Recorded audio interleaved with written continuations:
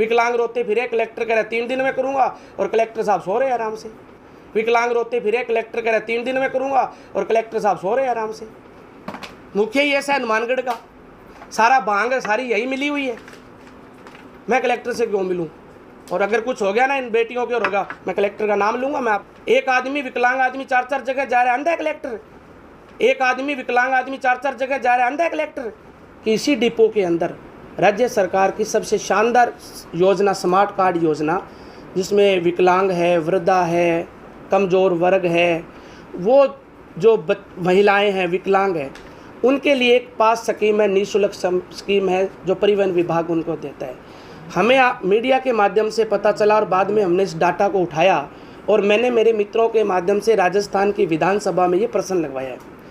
आपको ताज्जुब होगा कि आपके इस हनुमानगढ़ डिपो के डिपो मैनेजर की संरक्षण में एक ही व्यक्ति जो विकलांग है वो एक ही दिन के अंदर हनुमानगढ़ से रावड़ा जा रहा है, उसी दिन हनुमानगढ़ से बठिंडा जा रहा है, उसी दिन वो जयपुर जा रहा है, दिल्ली।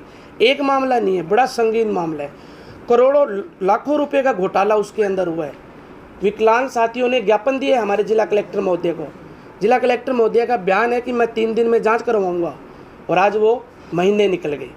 इसका मतलब दीपक भोबिया के पीछे कोई ताकत है जो भ्रष्टाचार के लिए इसको मोटिवेशन दे रही है। राजनीतिक संरक्षण इसके पास कहीं ना कहीं प्राप्त है।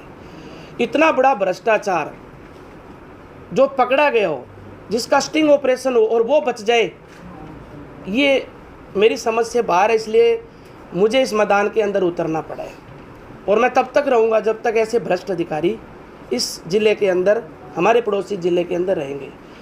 आपको ताज्जुब होगा कि केवल वो ही नहीं जिसमें इतना बड़ा मुद्दा उठा, उसके साथ साथ ऐसे ऐसे मुद्दे हमारे पास आए हैं इस ज़िले के अंदर। इसी के संरक्षण के अंदर दीपक भोबिया आज से, जब ये यहाँ ट्रैफिक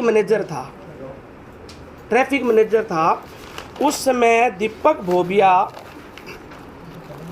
को तत्कालीन समय के अधिकारियों ने, जिसका मैं आपको सूचना के अधिकार के तहत मिली हुई वो आपको रिपोर्ट दे रहा हूँ, अधिकारियों ने अप्रैल 2016 से जुलाई 2016 तक यात्री भार आय की तुलना में कम आने पर चार्जशीट दी थी दीपक भोबिया को। इनके उच्चाधिकारी ने, दीपक भोबिया ट्रैफिक मैनेजर थे। ये सूचना हमें सूचना के अधिकार के तहत जयपुर से मिली, जिसकी कॉपी भी मैं मीडिया को उपलब्ध करवाऊंगा। और उसमें स्पष्ट लिखा हुआ है कि दीपक भोबिया 1/4/2016 से 31/7/2016 के बीच, 1/4/2016 से 31/2/2016 दीपक भोबिया प्रबंधक यातायात के पद पर कार्यरत। ये सूचना के अधिकार के तहत, सूचना 19 की बात है। जब इनको चार्जशीट दी तो इसने क्या किया, अपना पोस्ट छोड़ के किसी और आदमी को इसने टीएम बना दिया, अपने अधीनस्थ अधिकारी को कह के साइन करवा के, जो वो भी दोषी है, और फिर उसको चार्जशीट दिला दी। जब उनको चार्जशीट दिलाई तो बाद में वो भी चार्जशीट से बच गया। मेरा सीधा आरोप है, इससे बड़ा गबन की राज्य सरकार को इसने गुमराह, राज्य सरकार विभाग को गुमराह किया है। ये टर्मिनेट होना चाहिए, वापस वहीं जाना चाहिए, उस पोस्ट से नीचे जाना चाहिए जिसका मेरे पास एक एक डाटा है और एक एक सबूत है। इसी का विभाग कुछ और गल दे रहा है और इसी का विभाग कुछ और उत्तर दे रहा है। दूसरी जो एक ताज्जुब की बात सामने आई है वो ये है कि दीपक भोबिया ने सीसीटीवी कैमरे लगाए। अच्छी बात है, मैं स्वागत करता हूँ। सभी विभाग में होना चाहिए, हर विभाग में होना चाहिए, ताकि सरकार की पारदर्शिता, वहाँ किसी प्रकार का लैंगिक भेदभाव न हो, किसी प्रकार का करप्शन नहीं हो। मगर आपको ताज्जुब होगा कि ये जो सीसीटीवी कैमरे लगे हैं ये वहाँ नहीं लगे जहाँ केस का लेन देन होता है। वहाँ लगाई ना जहाँ केस का लेन देन होता है, ताकि गड़बड़ हो तो पता लगे। कल को कोई चोर, कोई और आदमी पैसे लेके जाए तो पुलिस की इन्वेस्टिगेशन में हमें इजी मिल जाए। ये वहाँ लगाए हैं जहाँ गैलरी है, जहाँ चंद महिलाएं कर्मचारी बैठी हुई है और वो उन्हीं के ऊपर सारा दिन फोकस है, इसके खुद के चैम्बर में भी नहीं है। इसलिए जहाँ लगाए वो अच्छी बात है, जहाँ नहीं लगाए वहाँ भी चैम्बर ये लगाए। और आपके माध्यम से मेरी ये मांग है कि ये दूध का दूध, पानी का पानी, ये जब से इसने सीसीटीवी कैमरा लगाया है ये ओपन कर दे। मेरे हनुमानगढ़ के मीडिया साथियों को इसकी फ़ोटोकॉपी दे दे। जितना खर्चा आएगा वो खर्चा डिपो को विभागीय नियमानुसार हम देंगे और ये अपना इन महीने भर का जो रिकॉर्डिंग हुई है वो दे। आप उस रिकॉर्डिंग को देखो, रिकॉर्डिंग को चेक करो, आपको ऐसी ऐसी चीज़ें मिलेगी जो मैं मीडिया के अंदर आपको बता भी नहीं पाऊंगा। जहां लैंगिक भेदभाव हो रहा है मेरा आरोप है, जहां महिलाओं का शोषण हो रहा है मेरा आरोप है, और मैं आरोप को सिद्ध कर दूंगा, साबित करूंगा। इस सरकार में जहां गहलोत जी कह रहे हैं कि हमारी तो महिलाओं की सुरक्षा, मैं ये कह रहा हूँ कर्मचारियों महिला सुरक्षा नहीं है, तो फिर ये बाकी जो हमारी बेटियां घूम रही हैं इनकी सुरक्षा कौन करेगा? इसने यहाँ जो ग्रुपिंग बाजी बना रखी है आपस में, दीपक भोबिया डिपो चीफ मैनेजर ने इसी डिपो के अंदर महिला कर्मचारियों के साथ जो ग्रुप बना रखे। दूसरा, यहाँ आप एक चीज़ देखने को मिलेगी कि आपस में मुकदमेबाजी होना, लड़ाई झगड़ा, ये एक आम सामान्य सी बात हो चुकी है। माध्यम से पता लगा कि मात्र 1 महीने पहले इसी डिपो का एक ड्राइवर 40,000 रुपये की रिश्वत लेता हुआ एंटी करप्शन से रंगे हाथों पकड़ा गया। इसका मतलब भ्रष्ट है। ये तो सरकार नहीं पकड़ा है, गहलोत की इंटेलिजेंसी ने पकड़ा है। सरकार जानती नहीं क्या? जो सरकार अपने एंटी करप्शन ब्यूरो से अपना अधिकारी के जाके, आप मेरे समझ में ये नहीं आया कि एक ड्राइवर जो है वो 40,000 रुपये की रिश्वत किस लिए ले रहा है? क्या काम है ड्राइवर का? गाड़ी चलाना। कंडक्टर का काम परिचालक टिकटें काटना। जिनको कंडक्टरी करनी चाहिए वो सारे इसने यहाँ बिठा रखे हैं। ये आप आज की ड्यूटी चार्ट से ले लो, आज की ड्यूटी चार्ट से ही आपको पता लग जाएगा कि वहाँ किस प्रकार से अपने चहेतों को बिठा रखा है और ये काम करवा रहे हैं। एंटी करप्शन ने छापा मारा हो और वो एंटी करप्शन से छापा मरवाने वाला इसी का ही कर्मचारी, वो इसी का ही विभाग का है, वो हमारा नहीं है, दूर से नहीं है। इसी विभाग का एक कर्मचारी कहता है पैसे मांग रहा है, डिपो मैनेजर पैसे मांग रहे हैं, और डिपो मैनेजर बच गया। मरा कौन? बाबू, एक कंडक्टर। शिकायत किसने की? एक कंडक्टर ने।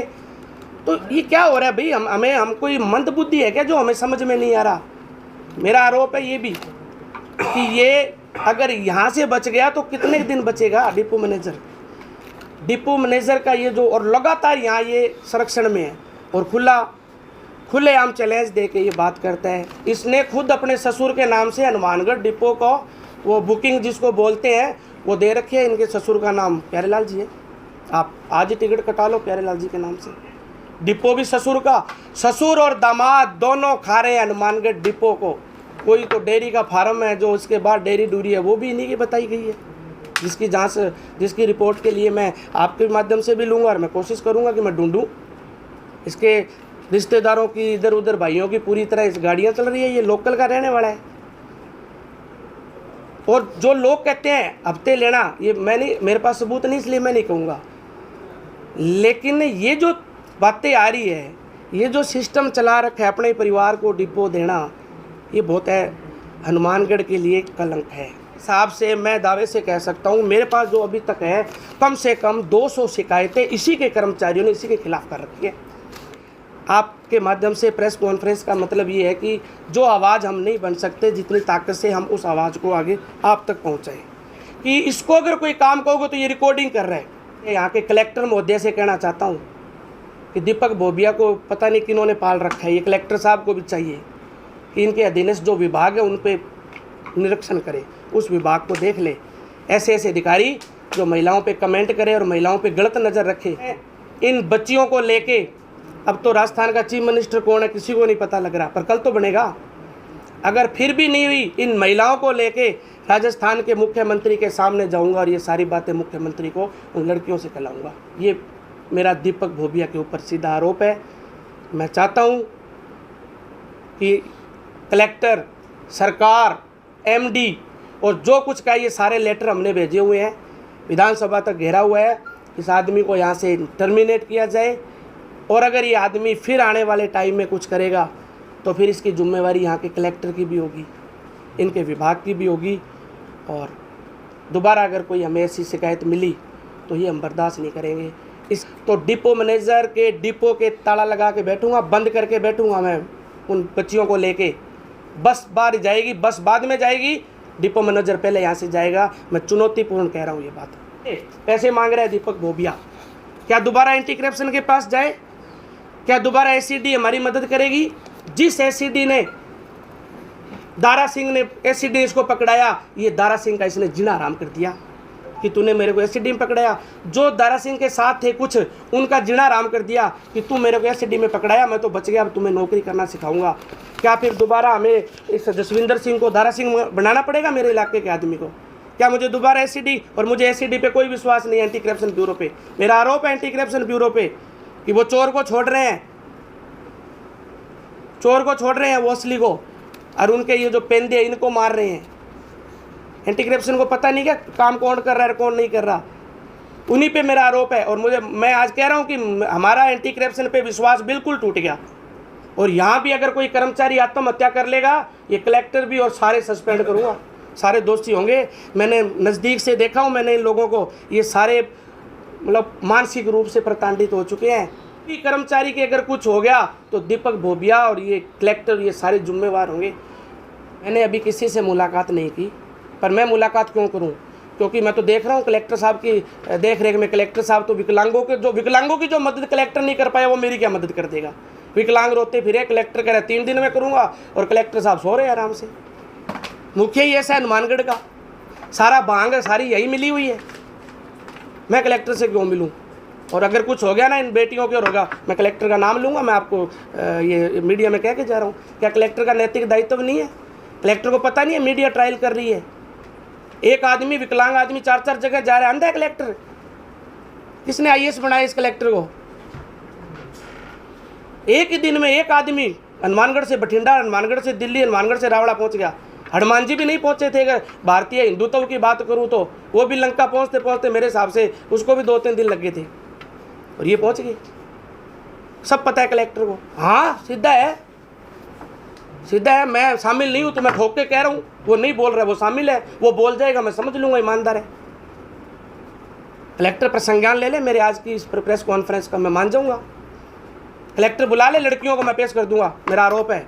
कलेक्टर सुरक्षा दे मुझे कि इन बेटियों का नाम उजागर नहीं होगा। कलेक्टर सुरक्षा दे मुझे कि ये बात मैं सरकार तक मैं पहुंचाऊंगा, मैं उन बेटियों को कलेक्टर के सामने पेश करूंगा।